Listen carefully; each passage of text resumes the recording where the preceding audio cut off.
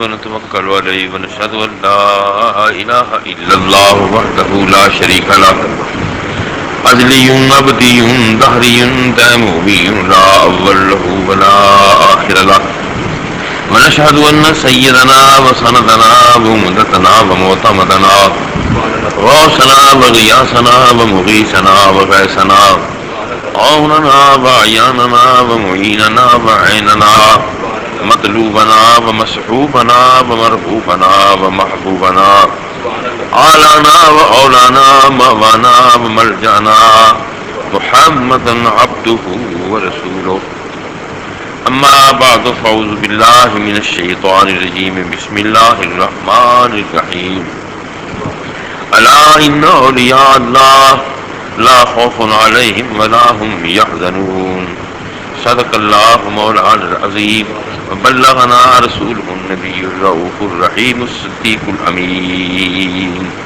درود شریف الصلاة والسلام عليك يا رسول الله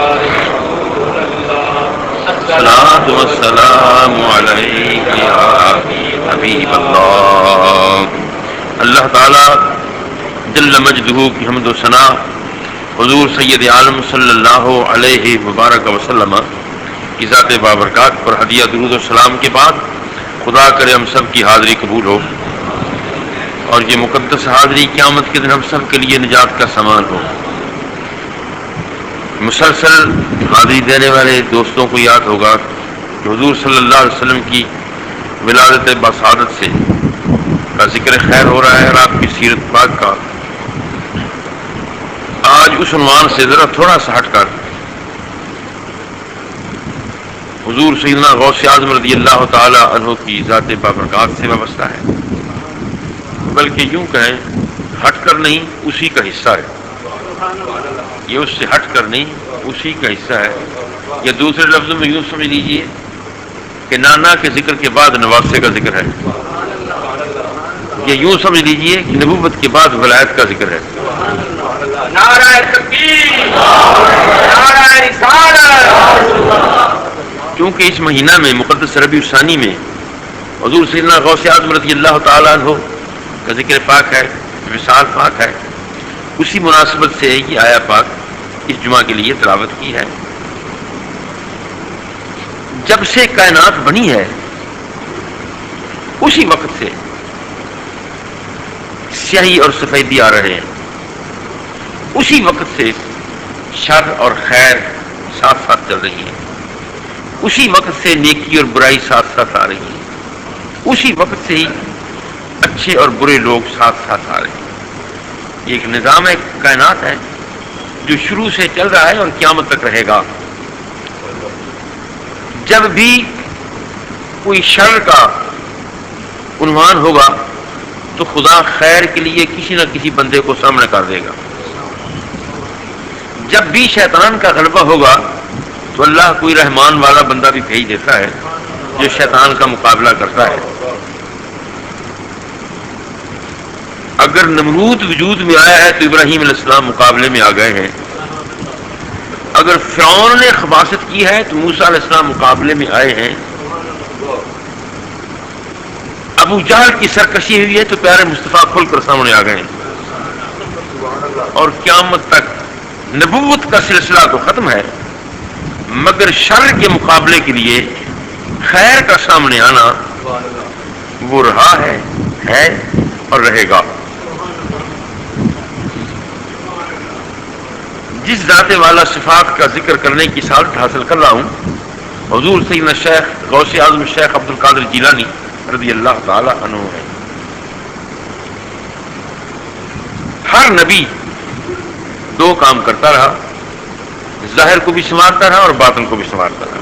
ہر نبی نے اپنی نگاہ سے آدمی کے ظاہر کو بھی درست کیا ہے اور اس کے باطن کو بھی درست کیا ہے۔ یہ سلسلہ اصلاح کا، یہ سلسلہ بہتری کا، یہ سلسلہ کائنات کے شہنشاہ پیارے مصطفیٰ علیہ السلام تک پہنچا۔ حضور صلی اللہ علیہ وسلم نے بھی اپنے دور میں یہی کیا، لوگوں کے ظاہر کو بھی سنوارا اور باطن کو بھی سنوارا۔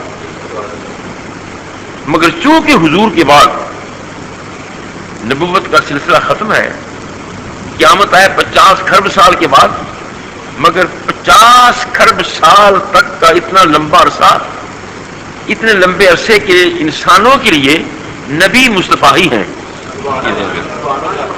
50 کھرب سال کے بعد بھی قیامت قائم ہو، جب ہو قائم، جب چاہے گا قائم ہوگی، تو ان انسانوں کے لیے بھی رہنما حقیقی پیارے مصطفیٰ ہی ہیں، نبوت آپ کی ہی ہے۔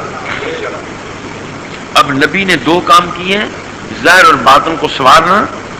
اب نبی تو آئے گا نہیں، نبوت تو رسول اللہ کی ہے۔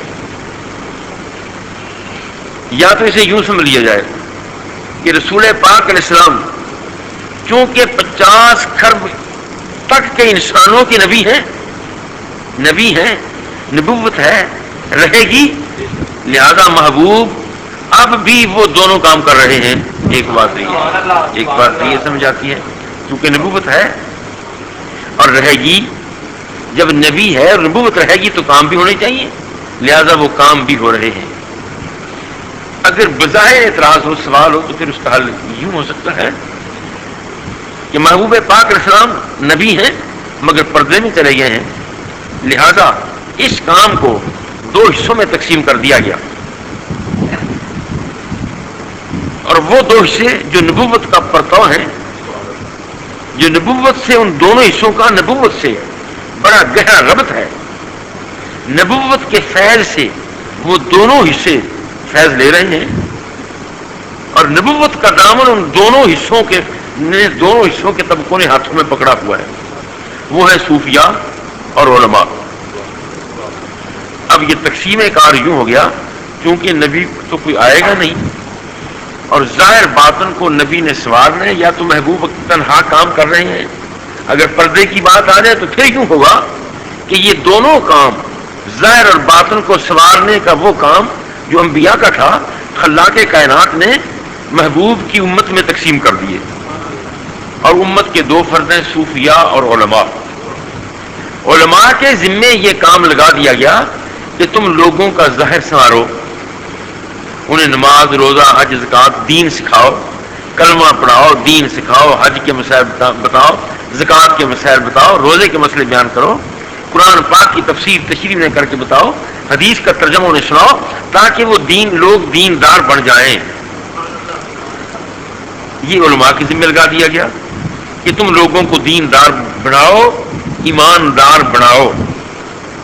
جب تک یہ باتیں نہیں آئیں گی، نماز، روزہ، حج، زکوٰۃ، خدا کی توحید، رسالت کا ذکر، یہ علماء کا کام ہے، وہ بتائیں گے تو ایمان آئے گا۔ اگر توحید اور رسالت کا ذکر وہ کریں گے نہیں تو ایمان آئے گا کیسے؟ انہیں ذمہ لگایا کہ تم لوگوں کو ایمان سکھاؤ، ایمان کی راہ بتاؤ، ایمان پر چلاؤ، انہیں یہ کہہ دیا گیا۔ اب دوسرا گروہ ہے صوفیاء کا، انہیں حکم دیا گیا کہ تم ان لوگوں کا ایمان بچاؤ، انہیں کہا کہ تم سکھاؤ۔ صوفیوں کو حکم دیا کہ تم بچاؤ، کام دونوں ہیں۔ کچھ لوگوں کو غلط فہمی ہو گئی، اور وہ ان پڑھ قسم کے لوگوں کو غلط فہمی ہوئی۔ کوئی لکھا پڑھا آدمی اس غلط فہمی میں مبتلا نہیں ہو سکتا، نہ ہوا ہے نہ ہوگا۔ اس طبقے نے کہا کہ نہیں صاحب، صوفی اور سے ہے، عالم اور سے ہے، ان کا دونوں کا کوئی تعلق نہیں، یہ صراحتاً جھوٹ ہے، صریحاً جھوٹ ہے۔ قطعی طور پر یہ دونوں گروہ الگ الگ نہیں ہیں۔ صوفی کو عالم سے تعلق ہے، عالم کو صوفی سے تعلق ہے۔ صوفیاء کرام کی تاریخ کو دیکھیں، وہ صوفیاء علماء کے شاگرد ہیں، علماء سے پڑھا ہے، اور علماء کی تاریخ کو دیکھیں، انہوں نے صوفیاء کا دامن پکڑا ہے، لہذا دونوں ایک دوسرے کے بالکل قریب ہیں۔ الگ الگ انہیں تصور کرنا روحانیت کے خلاف موقف ہے۔ اب یہ دونوں طبقے کام کر رہے ہیں۔ اللہ تعالیٰ نے اپنے بندوں کی اصلاح کے لیے، ہدایت کے لیے اس طبقے کو پیدا کیا، جو طبقہ جسے قرآن مقدس نے اولیاء کے نام سے تعبیر کیا ہے۔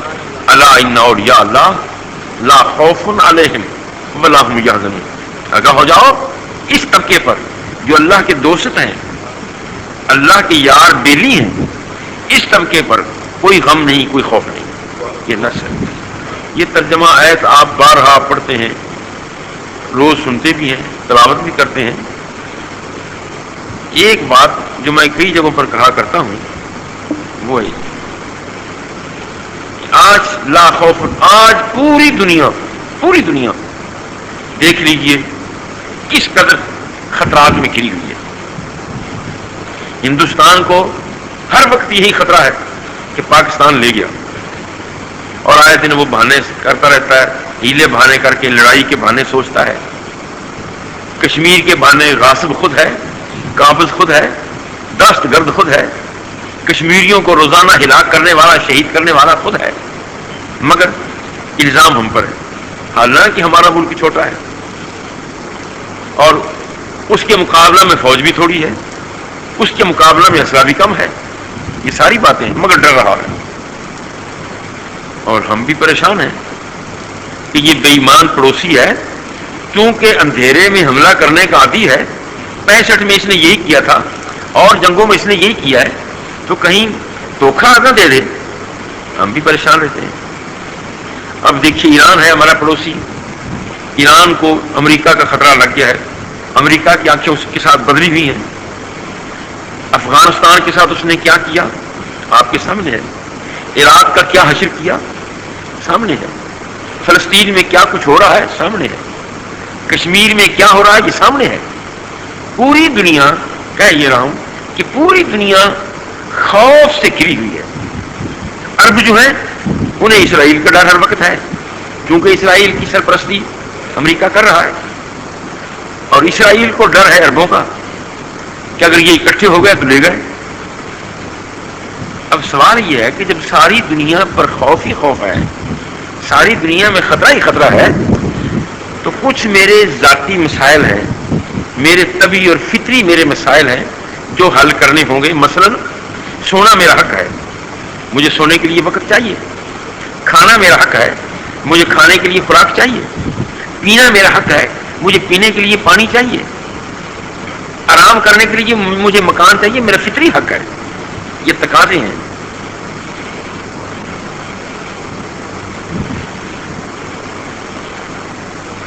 آپ سو رہے ہیں، بہتر یہ ہے کہ آپ وضو کر لیں یا اس کے ساتھ پیٹھ نہ لگایا کریں دیوار کے ساتھ.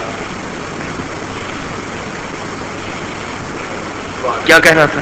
حق میری فطری حق ہے، کھانے کا، پینے کا، جینے کا، سونے کا، یہ سارے میرے حقوق ہیں. اب پوری دنیا خطرہ ہے، امر بھی میرا حق ہے.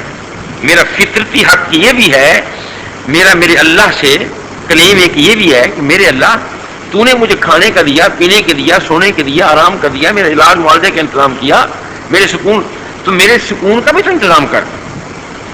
کیا میں ساری زندگی خطرے میں ہی پڑا رہوں گا؟ وہ مار گیا، وہ لے گیا، وہ لوٹ گیا. تو امن کے ساتھ رہنا میرا ایک فطرتی تقاضا ہے. وہ کیسے پورا ہو جبکہ ساری دنیا میں خطرہ ہی خطرہ ہے. ہندوستان جاؤں تو خطرہ ہے، بین چلا جاؤں تو خطرہ ہے، دبئی جاؤں تو خطرہ ہے، سعودی جاؤں تو خطرہ ہے، اپنے ملک میں رہوں تو خطرہ ہے، امریکہ جاؤں تو خطرہ ہے. اور انہیں ہمارا خطرہ ہے، انہیں ہمارا خطرہ ہے. ہم کچھ ہیں یا نہیں؟ خطرہ انہیں بھی ہے. اب کئی سالوں سے، 10-12 سال سے مجھے ادھر جانے کا موقع مل رہا ہے، امریکہ وغیرہ میں، یورپ میں. 2 دن کے بعد ویزا لگ جاتا تھا، مثلا یہ مثال یاد آ گئی. اب 1 مہینہ ہو گیا میرے پاسپورٹ کو، وہ لوگ پریشان کر رہے ہیں، انگلینڈ والے. انہوں نے جلسے رکھے ہیں اور سارے جلسے ان کے خراب ہو گئے. تقریبات رکھی کہ 2 دن کے بعد، جیسے پہلے چلا جایا کرتا تھا 2-4 دن کے بعد پہنچ جاؤں گا. یہ ان کی غلطی تھی کہ جلسے رکھے، نکاح کی تقریبات رکھ دی کہ میں نے جا کر نکاح پرانا ہے. مگر 1 مہینہ ہو گیا، ابھی تک وہ میرا پاسپورٹ سوچا جا رہا ہے کہ اسے جانے دیا جائے یا نہ جانے دیا جائے. یہ مولوی ٹائپ کا بندہ ہے، پتہ نہیں وہاں جا کر کیا کرے گا. حالانکہ میں کچھ بھی نہیں، کیا کرنا ہے میں نے وہاں؟ کیا کرنا؟ میری کیا حیثیت ہے کہ میں جا کر امریکہ میں طوفان برپا کر دوں، انگلینڈ میں طوفان برپا کر دوں؟ کوئی حیثیت نہیں. مگر میں کچھ بھی نہیں، کچھ نہ ہونے کے باوجود بھی ڈر ہے، میرے کچھ نہ ہونے کے باوجود بھی ڈر ہے. ابھی تک وہ سوچ نہیں رہے کہ کیا کریں، اسے ویزا دیں یا نہ دیں. 1 مہینہ ہو چلا ہے. ڈر ہے پورے کفر کو، اسلام کا ڈر ہے.